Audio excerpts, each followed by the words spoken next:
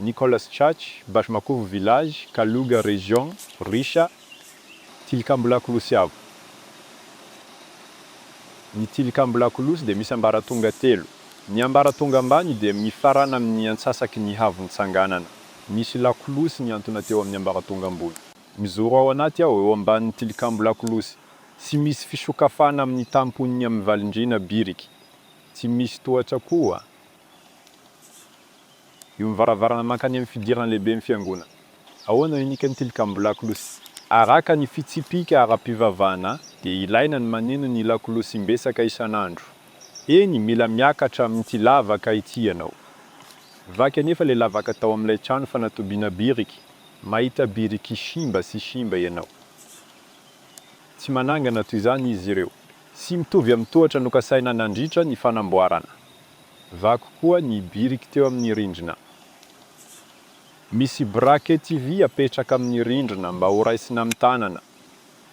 Niakatra teo amin'ny tafon'ny trano fiangonana aho. Niakatra teo amin'ny lavaka vaky tao amin'ilay fitoeran'ny biriky aho.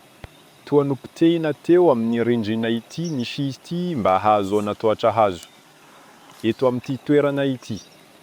Mazava ho azy fa tsy araka ny drafitry ny mpanao maritrano no nanaovana zany. Avy teo amin'ny tafo aho ny tilikambo lakolosy. Tohatra sisa tavela andry hazo.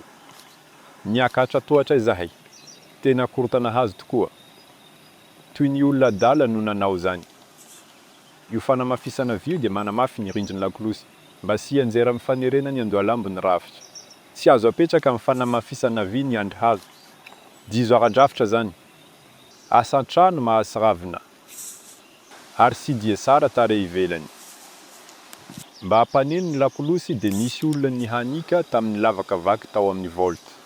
Dia niditra tao amin'ny ambaratonga faharoa ilay olona. Ary niakatra ambony teo amin'ny tohatra hazo amin'ny tongilana izy. Nandeha tamin'ny gorodona hazo miozongozona aho. Ary nivezivezy nanodidina ny rafitra mahasiravina io izy. Izay sy tao anatin'ny planin'ny architecte. Ity nofo ratsy vita amin'ny hazo ity dia nataon'ireo mpanao trano sy mahay. Misy fanontaniana mipetraka. Nahoana ny mpanao maritrano no sy nanamboatra tohatra biriky mahazatra manakatra ny lakolosy? Ampy ny biriky. Misy ihany koa ny toerana ho an'ny tohatra. Toa hahagaganao mivaliny. Rehefa vita ny tilikambo lakolosy dia sy nisy olona niakatra naneno ny lakolosy. Niova nefa ny zava-drehetra aveo.